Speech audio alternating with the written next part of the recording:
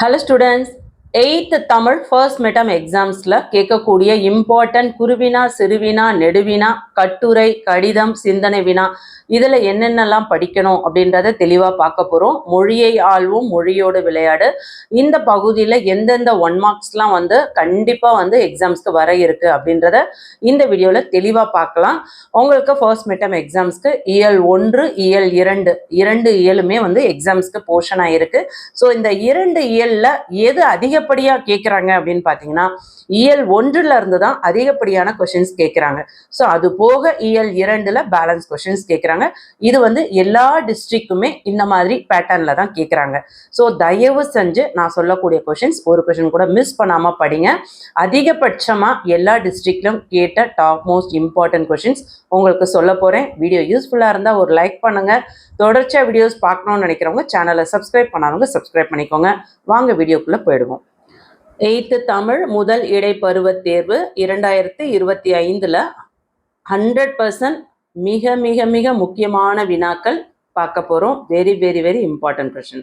First குருவினா பார்த்துருவோம். Page நம்பரோட சொல்கிறேன், நோட் பண்ணிக்கோங்க. ஃபர்ஸ்ட் கொஷின், தமிழ் எங்கு புகழ் கொண்டு வாழ்கிறது? Page number 4. Question number 2, Tamil எவற்றை அறிந்து வளர்கிறது? Page number 4. Question number 3, Tamil யாரால் காக்கப்பட்டதாக தமிழ் அழகனார் கூறுகிறார்? Page number 7. கொஷின் நம்பர் 4, இரட்டுற மொழிதல் அணி என்பது யாது? Page number 7. கொஷின் நம்பர் 5, ஓவிய எழுத்து என்றால் என்ன? Page number 12. கொஷின் நம்பர் 6, ஒலி எழுத்து நிலை என்றால் என்ன? Page number 12. கொஷின் நம்பர் 7, வீரமா முனிவர் மேற்கொண்ட எழுத்து கார்த்திருத்தங்களில் எவையேனும் இரண்டனை எழுதுக? Page number 12. கொஷின் நம்பர் 8, இயற்கை போற்றத்தக்கது ஏன்? Page number 26. கொஷின் நம்பர் 9, பட்டமரம் எதனை நினைத்து கவலை அடைந்தது? Page number 29. கொஷின் நம்பர் 10, பட்டமரத்தின் கிளைகளுக்கு உவமையாக கூறப்படுவது எது? Page number 29. கொஷின் நம்பர் 11, நல்வாழ்விற்கு நாம் நாள்தோறும் செய்ய வேண்டியவை யாவை? Page number 34. கொஷின் நம்பர் 12, தமிழர் மருத்துவத்தில் மருந்துகளாக பயன்படுவன யாவை? Page number 34. கொஸ்டின் நம்பர் 13, மயங்கொலி எழுத்துக்கள் யாவை? Page number 40. கொஸ்டின் நம்பர் 14, ந ந ந ஆகிய எழுத்துக்கள் ஒலிகள் பிறக்கும் முறையை கூறுக? Page number 40. கொஸ்டின் நம்பர் 15, சான்றோர்க்கு அழகாவது எது? Page number 46. கொஸ்டின் நம்பர் 16, பழியின்றி வாழும் வழியாக திருக்குறள் கூறுவது யாது? Page number 46. கொஸ்டின் நம்பர் 17, பிரிது மொழிதல் அணி என்பது யாது? Page number 46. கொஸ்டின் நம்பர் 18, திருக்குறளை சீர்பிரித்து எழுதுக? Page number 46. இதில் உங்களுக்கு 2 கொஸ்டின் இருக்கு. தக்கார் தகவிலர் என்பது அவரவர் எச்சத்தால் காணப்படும். கொஸ்டின் நம்பர் 2, தொடங்கற் கரவ் வினையு மெல்லற்க முற்றுமிடங்கண்ட பின் அல்லது. இதை சீர்பிரித்து எழுதணும். சரிங்களா? ஸோ உங்களுக்கு குருவினால மொத்தம் பார்த்தீங்கன்னா ஒரு 18 கொஸ்டின் கொடுத்துருக்கேன். இதில் அதிகபட்சமாக இயல் 1ல இருந்து நிறைய கேட்க சான்சஸ் இருக்கு. ஸோ அதனால இதில் மேக்சிமம் கொடுத்துட்டு இயல் 2ல் எது அதிகபட்சமாக கேட்டிருக்காங்களோ அதை மட்டும் கொடுத்துருக்கேன். So very very important question. ஒரு கொஸ்டின் கூட மிஸ் பண்ணாமல் படிக்க பாருங்க. சிறுவினா கொஸ்டின் நம்பர் 1, தமிழ் மொழியை வாழ்த்தி பாரதியார் கூறும் கருத்துக்களை எழுதுக? Page number 4. கொஸ்டின் நம்பர் 2, தமிழையும் கடலையும் ஒப்பிட்டு தமிழ் அழகனார் கூறுவன யாவை? Page number 7. கொஸ்டின் நம்பர் 3, எழுத்து சீர்திருத்தத்தின் தேவை குறித்து எழுதுக? Page number 12. Question number 4, Tamil எழுத்துக்களில் ஏற்பட்ட உருவ மாற்றங்களை எழுதுக? Page number 12. கொஸ்டின் நம்பர் 5, எழுத்துக்களின் பிறப்பு என்றால் என்ன? Page number 19. கொஸ்டின் நம்பர் 6, மெய் எழுத்துக்கள் எவற்றை இடமாக கொண்டு பிறக்கின்றன? Page number 19. கொஸ்டின் நம்பர் 7, லகர லகர மெய்களின் முயற்சி பிறப்பு பற்றி எழுதுக? Page number 19. கொஸ்டின் நம்பர் 8, நோய்கள் பெருக காரணம் என்ன? Page number 34. இந்த சிறுவினா 8மே மிக மிக முக்கியமான வினா. இதில் ஸ்லோ லேர்னர்ஸாக இருக்கிறவங்க நான் சொல்கிறத கண்டிப்பாக படிங்க. Question number 1, question number 2, question number 3, question number 5, question number 6, question number 8 இதெல்லாம் வெரி வெரி இம்பார்ட்டன்ட் கொஷின்.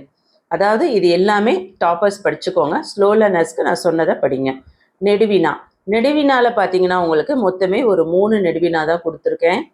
இயல் 1ல் எழுத்துக்களின் தோற்றம் குறித்து எழுதுக, இது வெரி இம்பார்ட்டன்ட், பேஜ் நம்பர் 12. அதே மாதிரி இயல் 2ல் பார்த்தீங்கன்னா தமிழர் மருத்துவத்தின் சிறப்புகளாக மருத்துவர் கூறும் செய்திகளை கொண்டு விளக்குக, இது பேஜ் நம்பர் 34ல் இருக்கு, வெரி இம்பார்ட்டன்ட்.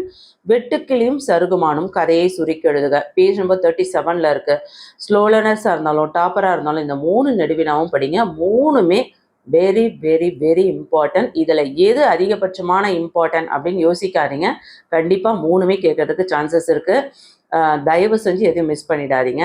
அடுத்து சிந்தனை வினா. பாரதிய தமிழை வன்மொழி என்று அழைக்க காரணம் என்ன, இது பேஜ் நம்பர் 4ல் இருக்குது, அது இம்பார்ட்டன்ட். சிந்தனை வினால இந்த ஒரு கொஷின் மட்டும் அடிக்கடி எல்லா டிஸ்ட்ரிக்ட்லையும் கேட்டிருக்காங்க. ஸோ ஸ்லோ லேர்னர்ஸாக இருந்தவங்க முடிஞ்சால் படிங்க, இல்லை அதை ஸ்கிப் பண்ணிக்கோங்க.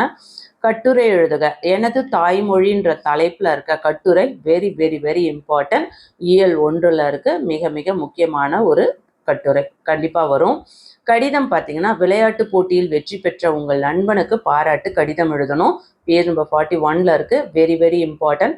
கட்டுரை 1, கடிதம் 1, இது 2 தான் நான் கொடுத்துருக்கேன். 2மே கண்டிப்பாக படிக்கணும். 100% கேட்கறதுக்கு சான்சஸ் இருக்குது. இது போக 1 மார்க் கொஷின்ஸில் மொழியை ஆள்வோம், மொழியோட விளையாடு, இயல் 1லையும் இயல் 2லையும் எதெல்லாம் பார்க்கணும்னு சொல்கிறேன், நோட் பண்ணிக்கோங்க. இயல் 1ல் உங்களுக்கு மதிப்பீடு பகுதி, சரியான விடையை தேர்ந்தெடுத்து எழுதுக, அதாவது தமிழ் மொழி வாழ்த்துல இதில் பார்த்தீங்கன்னா உங்களுக்கு டோட்டலாக வந்து 5 கொஷின்ஸ் இருக்குது. ஸோ இந்த 5 கொஷின்ஸுமே நல்லா படிங்க, very very important question. So இதை படிச்சுக்கோங்க. நெக்ஸ்ட் இயல் 1லேயே ஆழிக்கு இணை தலைப்புல சரியான விடையை தேர்ந்தெடுத்து எழுதுக, இதில் பார்த்தீங்கன்னா உங்களுக்கு ஒரு 5 கொஸ்டின் ஆன்சர்ஸ் இருக்குது, 4 கொஸ்டின் ஆன்சர்ஸ் இருக்குது, இதை நல்லா படிச்சுக்கோங்க. அதுக்கு அடுத்தது பாடலோட பொருளை உணர்ந்து தொகை சொற்களை வந்து விரித்து எழுத சொல்லியிருக்காங்க. முத்தமிழ், முச்சங்கம், முச்சங்கு, இது வெரி வெரி இம்பார்ட்டன்ட், இதை நல்லா படிச்சுக்கோங்க. அதே லெசனில் கற்பவை கற்ற பின் பகுதியில் இரு பொருள் தரும் சொற்கள் சிலவற்றை எழுதி அவற்றின் இரு பொருட்களையும் எழுதுகன்னு கொடுத்துருக்காங்க இல்லையா, இது வெரி வெரி இம்பார்ட்டன்ட். அதாவது மாலை அப்படின்னா மலர் மாலையும் இருக்கு, அதே மாலை வந்து ஈவினிங் டைம் அந்தி பொழுதையும் மாலைன்னு சொல்லுவாங்க. ஆறுனா ரிவர் நதியும் குறிக்கும், நம்பர்ஸ் எண்ணையும் குறிக்கும். திங்கள்னா நிலவையும் குறிக்கும், மாதத்தையும் குறிக்கும். திங்கள் அப்படின்றது நமக்கு கிழமையும் குறிக்கும் இல்லையா, அது போல் அது நிலவையும் குறிக்கும், மாதத்தையும் குறிக்கும். வேங்கை அப்படின்னா புலியும் குறிக்கும், அது ஒரு வகையான மரத்தையும் குறிக்கும், வேங்கை மரம். நகை என்றால் புன் சிரிப்பு, சிரிப்பையும் நகை அப்படின்னு சொல்லுவாங்க, நகைச்சுவைன்னு சொல்கிறாங்க இல்லையா, அது. அணிகலன் அப்படின்னா நம்ம போட்டுக்கூட அந்த ஆபரணங்கள் அணிகலன் எல்லாம் நகை அப்படின்னு சொல்லுவாங்க. இதை படிச்சுக்கோங்க, இது வெரி இம்பார்ட்டன்ட். தமிழ் வரி வடிவ வளர்ச்சி, இந்த பகுதியில் உங்களுக்கு சரியான விடையை தேர்ந்தெடுத்து எழுதுக இருக்கு இல்லையா, ஸோ இதை நல்லா படிச்சுக்கோங்க, இது வெரி வெரி இம்பார்ட்டன்ட். இது எல்லாமே உங்களுக்கு எக்ஸாம்ஸ்க்கு கேட்கறதுக்கு சான்சஸ் இருக்குது. அதுக்கு அடுத்தது நிரப்புக, கோடிட்ட இடத்தை நிரப்புக, இது வெரி வெரி இம்பார்ட்டன்ட். இயல் 1லேயே எழுத்துக்களின் பிறப்பு இருக்கு இல்லையா, இலக்கண பகுதி, அதில் உங்களுக்கு சரியான விடையை தேர்ந்தெடுத்து எழுதுக இருக்கு, அது எல்லாமே நல்லா படிங்க, இது எல்லாமே கண்டிப்பாக கேட்பாங்க. அதுக்கு அடுத்ததாக பொறுத்துக இருக்கு பாருங்க, இந்த பொறுத்துகையும் வெரி வெரி இம்பார்ட்டன்ட். ஸோ இதை மிஸ் பண்ணாமல் படிங்க. இயல் 1ல் மொழியை ஆள்வோம் பகுதியில் அகர வரிசைப்படுத்துக இருக்கு இல்லையா, கொடுத்துருக்க இந்த வார்த்தைகளை நம்ம வந்து அகர வரிசைப்படி எழுதணும்.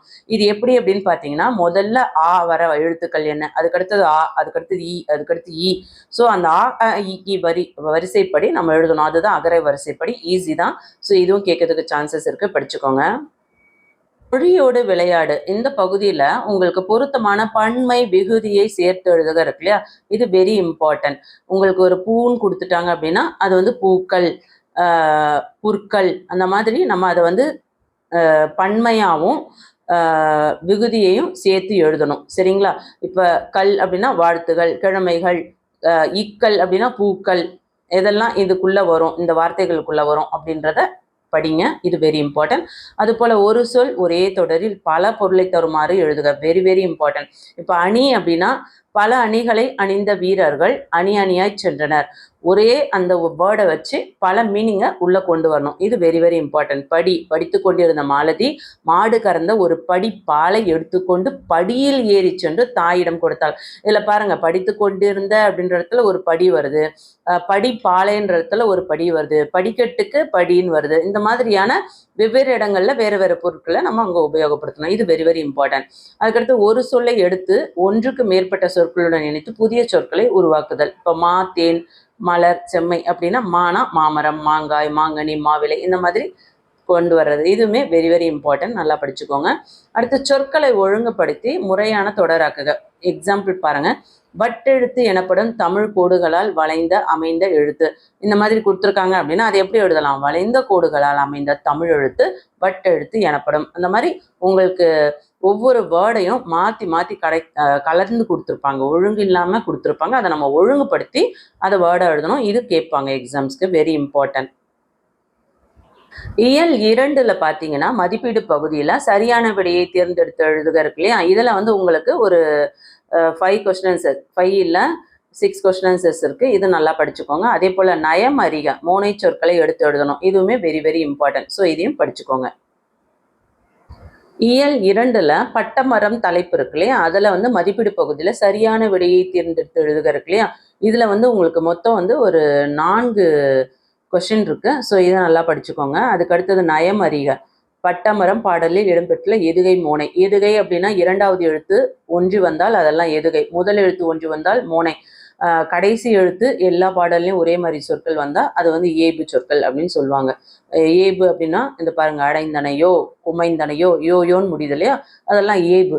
மோனை பார்த்தீங்கன்னா முதல் எழுத்து கு, கு, வே, வே, கூ, கூ, இது ரெண்டுமே ஒரே எழுத்தா அப்படின்னு கேட்காதீங்க. இது எல்லாமே காவரிசை. ஸோ காவரிசையிலே வந்தால் அது வந்து நம்ம வந்து மோனை அப்படின்னு சொல்லலாம். எதுகை அப்படின்னா இரண்டாவது எழுத்து ஒன்றி வந்தால் அது எல்லாமே இந்துன்னு இருக்குல்லையே, அதனால இது எதுகை. தமிழர் மருத்துவம்ல உங்களுக்கு சரியான விடையை தேர்ந்தெடுத்து எழுதுக இருக்கு மதிப்பீடு பகுதியில். இதில் மொத்தம் உங்களுக்கு ஒரு 4 கொஸ்டின் இருக்கு. ஸோ இந்த 4மே வெரி வெரி இம்பார்ட்டன்ட். இதை நோட் பண்ணி படிச்சுக்கோங்க. இயல் 2ல உங்களுக்கு மயங்கொலிகள் இலக்கண பகுதி இருக்கு இல்லையா? அதுல கற்பவை கற்ற பின்ல கொஸ்டின் நம்பர் 2 இருக்கு பாருங்க. அதாவது சரியான விடையை தேர்ந்தெடுத்து எழுதுக. இதுல வந்து சிரம்னா என்ன, தலையா தழையா, இது வெரி வெரி இம்பார்ட்டன்ட். இதுல மொத்தம் உங்களுக்கு ஒரு 10 கொஸ்டின் இருக்கு. இந்த 10மே வெரி இம்பார்ட்டன்ட். மிஸ் பண்ணாம படிக்க பாருங்க. அதே மாதிரி மயங்கொலி பிழைகளை துரித்து எழுதுக. என் வீட்டு தோட்டத்தில் மலர்கள் மனம் வீசின. என் அப்படின்ற இடத்துல 3 சுழி எண் இருக்கு. அங்க சரியான விடை பார்த்தீங்கன்னா 2 சுழி எண் வரணும். அதே மாதிரி மனம்ன்ற இடத்துல 2 சுழி நா இருக்கு, அங்க 3 சுழி நா வரணும். இந்த மாதிரி எங்கெல்லாம் தவறு இருக்கோ அதை கரெக்ட் பண்ணி படிக்கணும். அது இம்பார்ட்டன்ட். அதுக்கு அடுத்தது மொழியோடு விளையாடு. உரிய வினைமுற்றுகளை கொண்டு கட்டங்களை நிரப்புறது. இப்போ ஆண்பால் அப்படின்னா நடக்கின்றான், உண்கின்றான், உறங்குகின்றான், இதெல்லாம் வந்து ஆண்பாலை குறிக்கும். ஆள்னா பெண்பால். நடக்கின்றனர், உண்கின்றனர், உறங்குகின்றனர் பலர்பால். நடந்தது, உண்டது, உறங்கியது ஒருமையில சொல்றது எல்லாமே ஒன்றன் பால். இப்ப மாடு அப்படின்னா மாடு நடந்தது, ஆடு உண்டது, மாடு உறங்கியது, இதெல்லாம் ஒன்றன் பால் சொல்லலாம். அதே அந்த இடத்துல வந்து கண்ணன் நடந்தது, கண்ணன் உண்டது, கண்ணன் உறங்கியது அப்படின்னு சொல்ல முடியாது. ஏன்னா அதெல்லாம் வந்து கண்ணன் அப்படின்றது ஆண் பால். அப்ப அந்த இடத்துல கண்ணன் நடந்தான், கண்ணன் உண்டான், கண்ணன் உறங்கினான் அப்படி சொல்லணும். புரிஞ்சுதுங்களா? பலவின் பால்னா நடந்தன, உண்டன, உறங்கின. தன்மை நடப்பேன், முன்னிலைனா இன்னொருத்தர் சொல்றது, படற்கைனா பொதுவா சொல்றது. இறந்த காலம்னா முடிந்தது, நிகழ்காலம் நடந்து கொண்டிருப்பது, எதிர்காலம்னா ஃபியூச்சர்ல நடக்க போவது. புரிந்துங்களா? இதெல்லாம் இம்பார்ட்டன்ட். அதே போல வினைமுற்றுக்கு உரிய வேர்ச்சொல் வெரி இம்பார்ட்டன்ட். இதுல ரொம்ப ஈஸியா எடுத்து எழுதிடலாம். நடக்கிறதுனா ஃபர்ஸ்ட் உள்ளது நட, போனான்னா போ, போ போனான், நட நடக்கிறது, செல் சென்றனர், பேசு பேசினாள், வா வருக, தா தருகின்றனர். ஸோ ஒரு வார்த்தை சொல்றோம் அப்படின்னா அதோட முதல் வார்த்தை வேர்ச்சொல் என்னவா இருக்கும், அதுதான் இதுல இம்பார்ட்டன்ட். இயல் 2ல திருக்குறள் பகுதியில மதிப்பீடு பகுதியில சரியான விடையை தேர்ந்தெடுத்து எழுதுக. இதுல உங்களுக்கு மொத்தம் வந்து ஒரு 4 கொஸ்டின்ஸ் இருக்கு, 5 கொஸ்டின்ஸ் இருக்கு. இந்த 5 கொஸ்டின்ஸும் நல்லா படிச்சுக்கோங்க.